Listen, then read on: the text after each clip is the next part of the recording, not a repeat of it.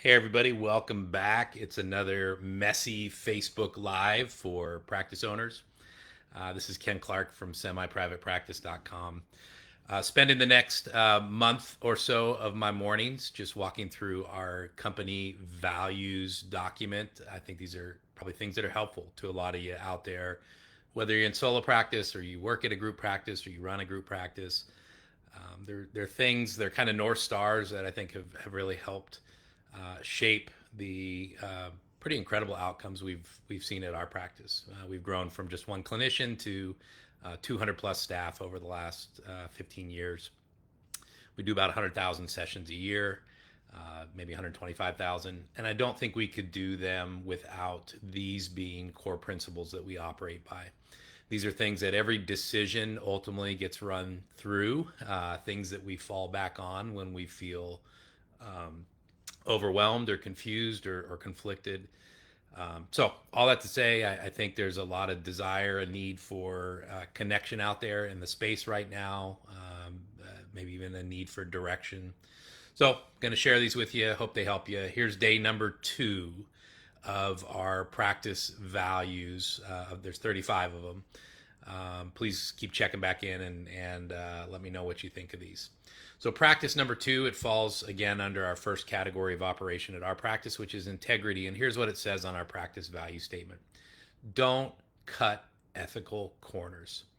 Seriously, the sky is the limit within the existing ethical confines. We don't need customers to cut corners to fill caseloads, pay salaries, or shift paradigms even. We like going to sleep proud and confident that our integrity is intact. Let me read it to you one more time. This is as it reads on our company values document. Don't cut ethical corners. Seriously, the sky is the limit within the existing ethical confines. We don't need to cut corners to fill our caseloads, pay salaries, or shift paradigms. Go to sleep proud and confident that your integrity is intact. Why did we put this in there?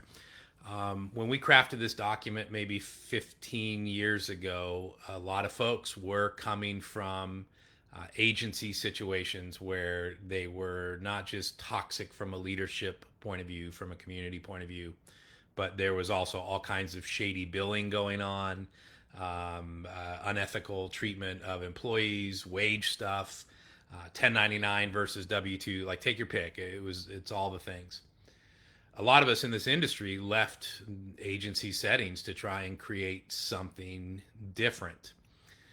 It's easy to aspire to things, right? But when the rubber meets the road and you're not about to pay your rent or your family's going to skip gifts at the holidays or something, a lot of these folks, myself included, that left the agency setting, find ourselves in moments where we can decide to bend the rules, overlook or look past some things to get the job done and get money in our bank account.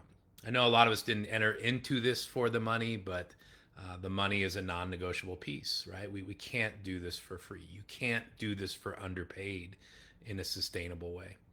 So what does it mean to not cut ethical corners? Like, we all probably know, right, the big obvious ones, right? The appropriate relationships with clients, confidentiality, things like that. Where the cutting of ethical corners really seems to begin popping up is things like overutilization, how we bill insurance, things like that.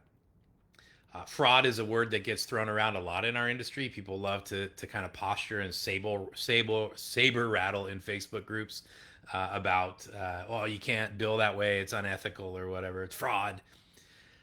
What fraud is, when we look at it from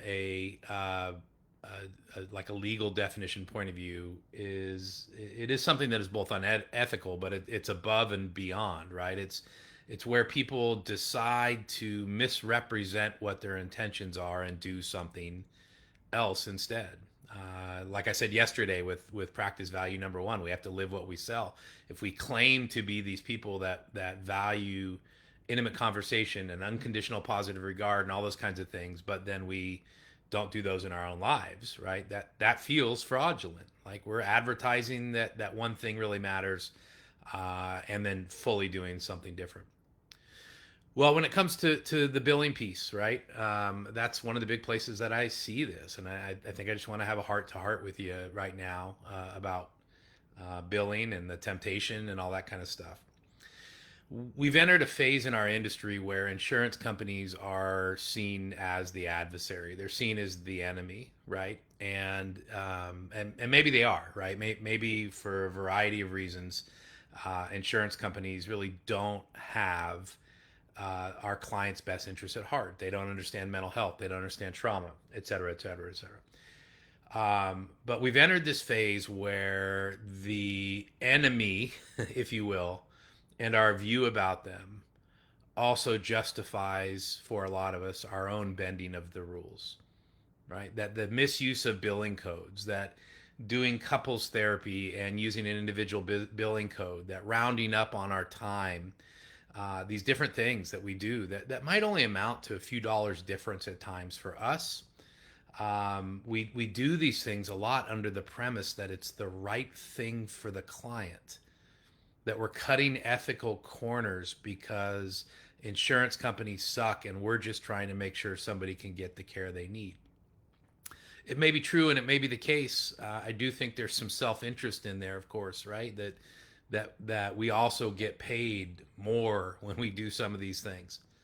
But nonetheless, whatever the justification, and here's what I want you to wrestle with. There is more than enough demand for our services out there. There is more than enough pain in the world. There is a mental health desert that most of us exist in. So much so that we don't need to sell ourselves out.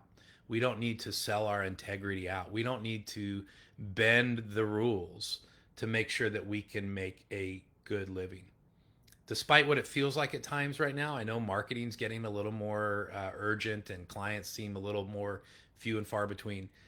Despite what it feels like at times, there is far more demand for our services than there is providers to meet that need. You don't need to break the rules and hide it behind client best interest to get paid. You don't need to bend your own ethics. You don't need to agree in that insurance contract to bill ethically and then break the rules behind the scenes with whatever justification you can find to take care of yourself and your clients. There's plenty of need and demand to do things the right way for people. Really want to encourage you that a business that finds its footing, finds its origin story in unethical behavior, will not rid itself of that over time. That which is tolerated becomes endorsed. That which the boss does becomes the norm for everybody else.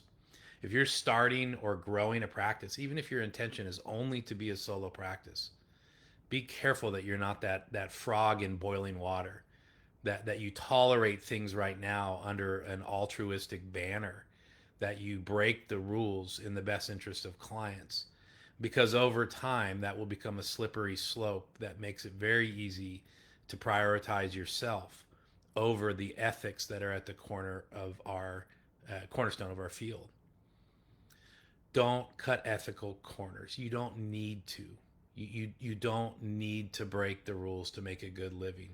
If you're a great therapist, people will find you. They will pay you for that. If you can't bill their insurance, they will find ways to reward you for being an expert and capable. You don't have to lie, cheat, or steal to bring mental health into the world. We can't solve the problem by being part of the problem. In a world that lacks justice, in a world that acts in inequitable, unfair ways, us adopting the behavior of oppressors doesn't rid the world of oppression. It just normalizes it. So think a lot about that. It's we've all been there. I've been there. We wrestle with bending the rules for the right reasons. Don't do it, and know that you're in good company, that there's a lot of other therapists out there. There's a lot of other practices that are tempted. It seems so easy, and then they make the hard decision, right? Lock arms with us. Do the right thing, not just for the public, but for the payers, for the industry, for the profession, for our reputation, and for yourself, so that we can go to bed, be proud of the services we provided, and not have it tainted by how we got paid to provide them. Don't cut ethical corners. You don't need to. Hope that was helpful. Thanks for hanging with me while I drink my coffee. Another messy Facebook Live. Keep checking back in. We've got 33 of these more to go. I'm just going to wander through some thoughts on them. Hopefully they'll be additive to some of your worlds. Be sure to give us a follow. This helps incentivize us to do that. Go check me out on semiprivatepractice.com. We've got all kinds of community and support for solo and group practice owners there. And above all else, thanks for what you do. Thanks for walking into the hurt that is people's lives and setting up shop and doing your best to take care of it and take care of yourself in the process. We'll see you tomorrow.